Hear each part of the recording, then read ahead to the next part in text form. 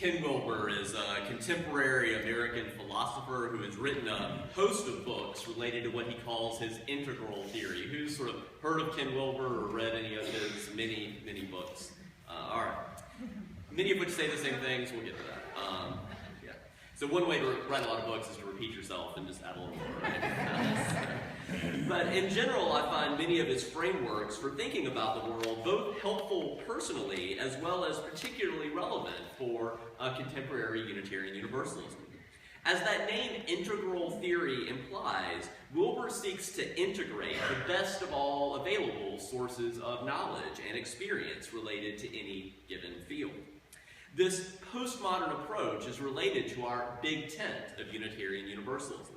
As UUs, we have not just one source or even 2 or 3 sources. We have 6 very broad sources that we draw on.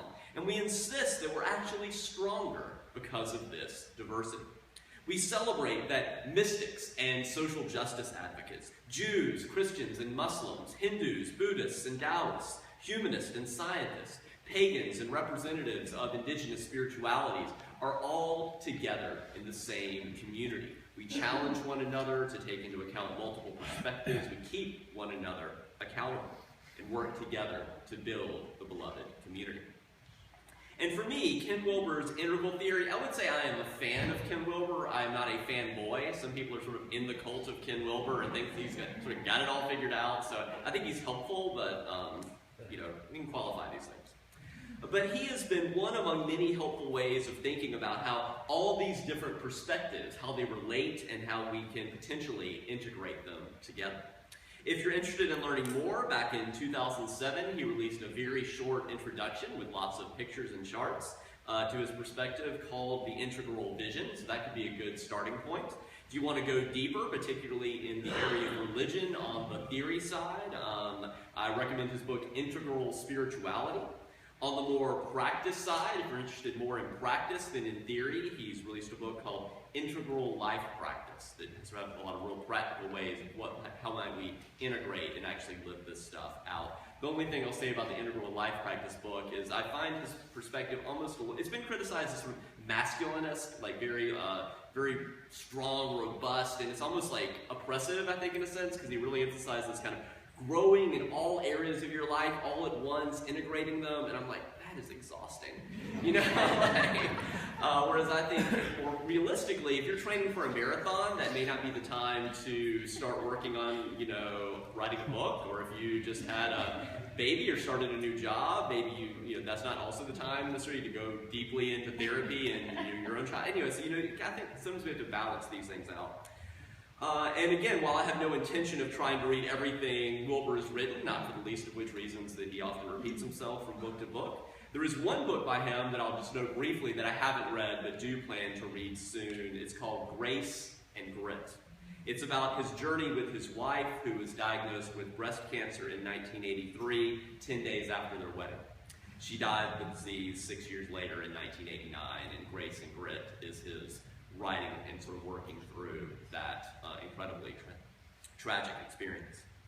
But for this morning specifically, I'd like to invite us to wrestle some with the insights in Wilber's latest book, which is called The Fourth Turning in Buddhism, Imagining an Evolution of an Integral Buddhism. It's currently available only by ebook, but eventually it'll be released in a longer form as an actual book, if that's your preference. And I appreciate his interest in tracing these turning points in the history of the Buddhist tradition. For those who are interested, Phyllis Tickle has done a similar thing in her book, The Great Emergence, in tracing turning points in Christianity. I also just learned, this is sort of tragic, that Phyllis Tickle has been diagnosed with cancer. She's really been a lion in she was like the first religion editor of Publishing Weekly. It's hard to overemphasize, for those who know the role she's played, the influence she's had in the religious publishing industry in the last few decades. She's also just a very kind, compassionate person who will certainly be missed. But she's traced a similar evolution in the turning points of Christianity, the ways that kind of radical shifts happened in the Christian tradition in the wake of the Emperor Constantine's conversion to Christianity, in the Middle Ages, then with the Reformation, and then again in our current age, in which some people describe as Google is the new Gutenberg. You know, that in the ways that Johannes Gutenberg invented the movable type printing press in 1455, and that allow, it's not a coincidence that, right, a little over 50 years later, the Protestant Reformation happened, right? As people suddenly had copies, you could print copies of these tracts and print copies of the 95 Theses, print copies of the Bible in a way. And now Google is the new Gutenberg, because our information age and having access and being able to get data is really transforming all parts of our society, including religion. So Wilber and other scholars have traced a similar paradigm shifts in the history of Buddhism. The first turning starts with the historical Siddhartha Gautama himself, the historical Buddha. Buddha is a title, right? That's not, Christ is not Jesus' last name. Buddha is not Jesus' is a title that means awakened one, right? Mahatma is not Gandhi's name, it's Mohandas, right? But it's a title meaning the great one. So the historical Buddha who lived and taught in India sometime around the 5th century BCE, so it's about 500 years before the historical Jesus, was the historical Buddha. And this first turning is probably best represented today, if any of you are familiar with the Theravadan Buddhist tradition. It's probably most similar to the original historical teachings of the Buddha. The second major turning of the Buddhist wheel of Dharma, this sort of way of being in the world, is often traced to the teachings of the Buddhist philosopher Nagarjuna. And he's actually very much worth reading, and is a philosopher that really focused on what does this emptiness mean, this teaching of emptiness. Laura played some of that emptiness fullness. He really did a lot of work around emptiness and what that means. And that was around like 150, 250 CE, about a century or two after Jesus. And that's within the Mahayana school of Buddhism. A third great turning from around the same time is the Yogacara school. And all of these turnings represent major paradigm shifts that led to new innovations and new insights. And depending on how you want to count, some people also look at the Tantric or esoteric school of Buddhism as an additional turning. So maybe Wilber should be calling his book the 5th turning, but that's, it doesn't really matter, because what Wilber is trying to do is say, regardless of how many turnings came before, how do we draw on the best of all of them, as well as the best of 21st century knowledge, to inform a 21st century Buddhist practice in an age in which Google is the new Gutenberg. So Wilber's phrase, and to me this is actually deeply resonant and particularly potentially helpful for how we think about the 6 sources. He says that our invitation is to transcend and include. He's saying what can often sometimes be the case is we want to go beyond, but then we exclude. We want to say, and you throw the baby out with the bathwater is the stereotype. There's this, how do we transcend and include? In other words, transcend the limitations of previous paradigms so that you're no longer constrained by obsolete teachings, but also include the parts of the tradition that remain valuable. And that desire, again, to transcend and include is at its best what we do with our 6 sources, to try to include the traditions we've inherited from the past while also transcending their limitations to create a new whole, worthy of the 21st century and all that we know. Said differently, when you join a UU congregation, you're invited to bring the best of everything with you. You don't have to leave behind your Judaism or your Christianity or your Hinduism or any of that. You can bring all of that with you, whatever remains helpful, while also letting go what feels to you now obsolete. And as I've been reflecting on what it could mean to create a 21st century pragmatic Buddhism, there are at least 3 touchstones that I want to briefly mention today that can help guide our way forward for those of you who do feel drawn to some form of Buddhist practice. The first is to realize that I think in the West we can kind of naively approach Buddhism as it's sort of this pure, perfect thing that doesn't have any of those messy corruptions of Christianity or, whereas some people find when they go to traditional Buddhist countries, they get really into Buddhism and they want to go to like Myanmar or Japan, and they find that, whoa, Buddhism has patriarchy too, and Buddhism has, so a lot of these same problems that in the West, for the most part, we're more familiar with the shadow sides of the Christian tradition or the Jewish tradition or the Islamic tradition, such as the Crusades or the Inquisition or Islamic terrorism that we see today. But Buddhism, just as with any religion or philosophy, can also be perverted and has been used to cause violence, to cause oppression, to cause division. To name just 3 examples from our world today, but not even going into history, in a recent article in the Washington Post noted that in Sri Lanka, where about 70% of the population is Theravada Buddhist, A group of monks formed the Balasena, or the Buddhist Power Force, in 2012 to protect the country's Buddhist culture. That force, nicknamed the BBS, carried out at least 241 attacks on Muslims and 61 attacks on Christians in 2013. In Myanmar, at least 300 Rohingya Muslims whose ancestors were migrants from Bangladesh have been killed and up to 300,000 displaced by nationalistic Buddhists. Ashin Warathru, a monk who describes himself as the Burmese bin Laden, is encouraging the violence by encouraging people. He's sort of scapegoating these Muslims as invaders, and we've seen this sort of dynamic play out in different ways in other countries. And in the Buddhist majority Thailand, at least 5,000 people have died in Muslim-Buddhist violence in the country's south. The country's Knowing Buddha Foundation is not a violent group, but it advocates for a blasphemy law that would punish anyone who offends the faith as they sort of interpret Buddhism. It wants Buddhism declared a state religion and portrays popular culture as a threat to believers. So it's not just, so there are terrible sides of Islam, but there are also beautiful sides of Islam, like the Sufi tradition.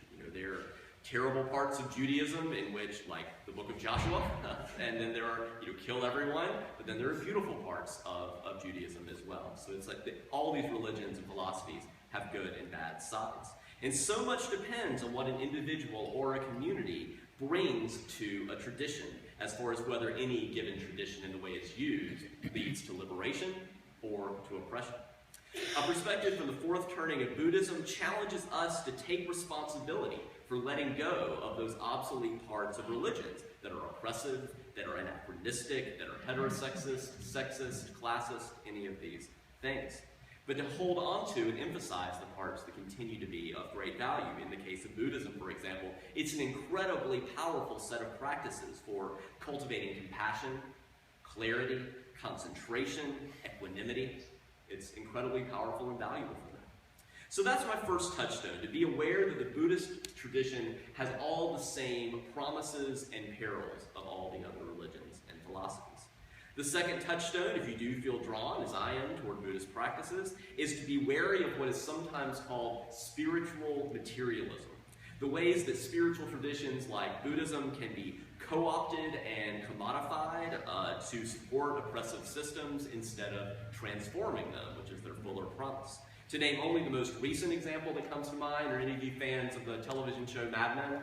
Any Mad Men watchers out there? All right, did anybody seen the series finale that just came on? So if you haven't, sounds like y'all aren't huge Mad Men fans, that's fine. I've watched it on and off. My wife is a huge Mad Men fan, but so I'm going to spoil just the very end, but for those of you, Mad Men is a very I really don't feel bad about this, because if you really cared, you would have already seen it, but the second thing is that Mad Men, if you don't know, is a very character-driven show, so it's spoiling one plot point is not, anyway. So if you don't want to know, just say la la la la la. So, that being said, the final scene has the protagonist, this advertising man, Don Draper, having a spiritual awakening on an oceanfront at this outdoor sunrise meditation class. You're not actually filming at Esalen, but you're led to think that it's at the Esalen Institute, which is in Big Sur, California. It was really at the center of the human potential movement in the 60s. You can still visit Esalen today. But that scene closes with the class, including Don, sitting in this meditation posture of this beautiful oceanfront vista. They're chanting Om. And Don, of course, has been through all these dramas and all of this. And as the camera zooms in on this sort of blissed out, beatific, peaceful face of Don Draper, you begin to hear the voiceover of that famous 1961 Coca-Cola ad, "I'd like to buy the world a Coke." And then it cuts to that. So you're led to think that what Don actually got out of this experience was a great idea for selling Coca-Cola. And that ad, as some of you remember, shows young people from all over the world gathered on this beautiful hilltop in Italy. They're holding open, none of them are drinking Coke, but they're all holding open bottles of Coca-Cola, and they sing together, and it starts off pretty good. "I'd like to buy the world a home." and furnish it with love, grow apple trees and honeybees. Can you kind of hear this in your head? And snow white turtle doves. I'd like to teach the world to sing in perfect harmony. And it's really a beautiful song. These young people singing this. I'd like to buy the world a Coke, which is great. You own stock in Coca-Cola. And keep it company. That's the real thing. What the world wants today is the real thing. And of course, that's Coke's line, right? We're the real thing. For what it's worth, I think it was a great ending to the show, confronting us with a strong example of the manipulative power of advertising. So it's kind of like, if you take a half step back, you realize how deeply you're being manipulated, even as you can't help yourself from being manipulated, from having these incredibly powerful, often positive associations with Coca-Cola, right? And you've seen Coke do this in various other ads. They just have great, catchy music, people bouncing around, having good times, and the whole idea is just to have positive associations with their brand. And that jingle, that song, I'd like to sing the world of Coke, I mean, it's such an earworm. It just kind of gets in your head. The harmony is beautiful. This mountaintop scene with young people is moving. And again, it starts out with this great, powerful, good sentiment. I'd like to buy the world a home and furnish it with love. That would change the world. I mean, that's sort of the basis of Habitat for Humanity, right? That everyone deserves a simple, decent place to live. But so and then they take that good sentiment and they're sort of saying, equally important as buying the world a home is buying the world a Coke, right? And the Coke, that's the real thing, what the world wants. It's the real thing. So again, you take a half step back, and we all sort of know on some level that could anything be less of the real thing than a high fructose corn syrup, artificially caramel-colored soda? I mean, other than the real thing for contributing to obesity and type 2 diabetes. Can I say that without getting a letter from Coke's lawyer? We will find out. Dunn, or really a real-life ad man, has taken the beauty of human compassion and of joining together across traditional divisions and strongly associated it with Coca-Cola through these powerful images and this harmonious jingle.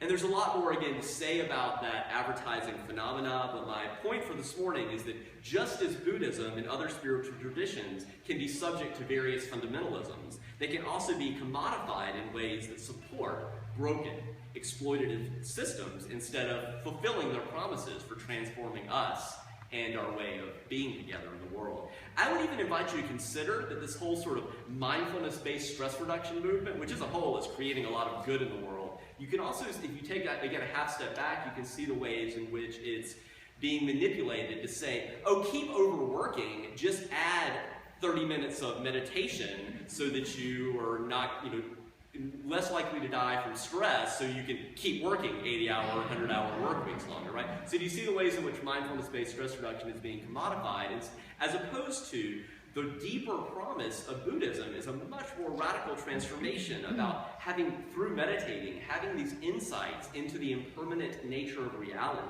into our relationship to unsatisfactoriness and suffering in our life, of realizing that there's a certain sense in which we don't have a self that is permanent, and deeply realizing what we call the interdependent web of all existence, and living very deeply out of that, and how that can transform the ways we try to stay in right relationship with each other. So yes, good things can come from mindfulness-based stress reduction, but to think that that's Buddhism, or the full promise of it, is a lie. I mean, there's so much more potential.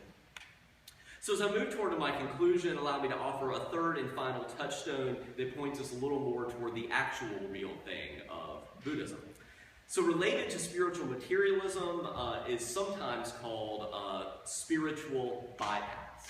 And that is, many people naively again come to Buddhism for the hope that they'll be able to find a way to live without vulnerability and risky, deep, empathetic compassion. That they can sort of just be in some blissed out state all the time, or they can sort of numb out. And that's actually not what Buddhism will do to you. It's the opposite of what authentic Buddhist practice leads to, which is connection, compassion, and interdependence. So if it's leaving you just always blissed out or numbed out, you're doing it wrong.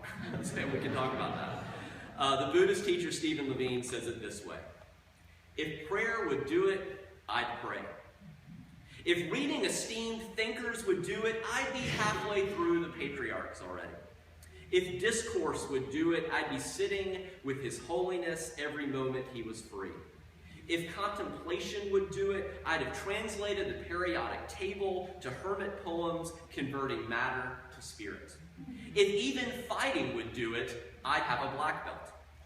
If anything other than love could do it, I'd have done it already, but I've left the hardest for last.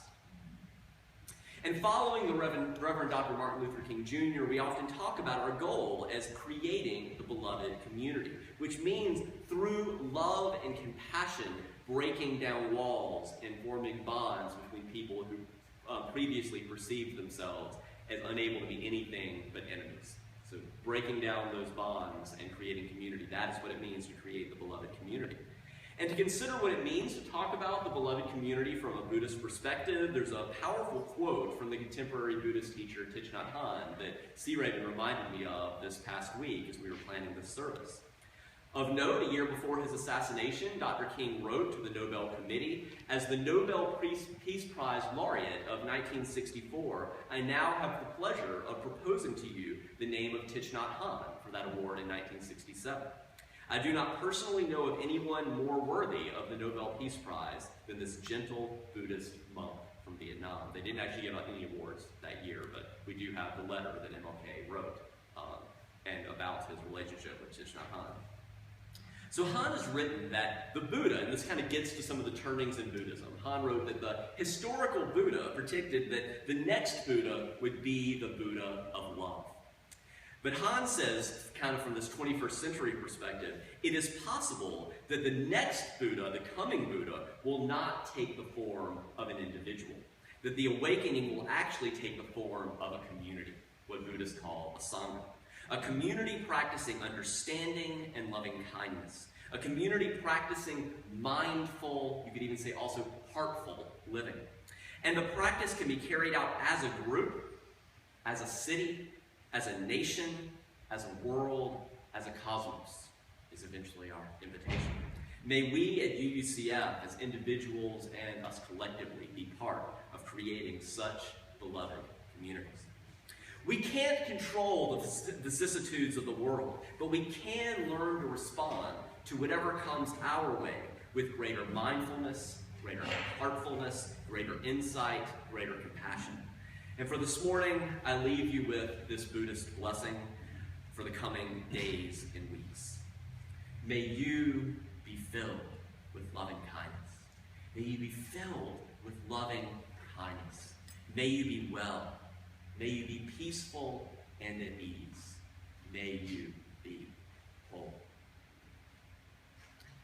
As we continue to cultivate that in our life, as we continue to think about our place and relationship to the fourth turning of Buddhism, Buddhism may or may not be a central part of the practice. You can remain seated, but I invite you to turn in your teal hymnals to number 1031, Filled with Loving Kindness. We're going to sing this 3 times. The first time, as we sing the lyrics as written, that may I be filled with loving kindness. And I invite you to really experiment with what it feels like. Try to really set an intention as you sing this. What does it mean what does it feel like to really wish for yourself? May I be filled with loving kindness. May I really be peaceful and at ease. And what would that look like and feel like? And then the second time through, we're going to change that first person pronoun to the second person, and may you. And so as you do that, kind of open your heart to the people in the room. And what does it really feel like for the person beside you, in front of you, behind you, to, as you sing, to really set that intention that you really want for that person, that they be filled with loving kindness and peaceful and at ease and whole.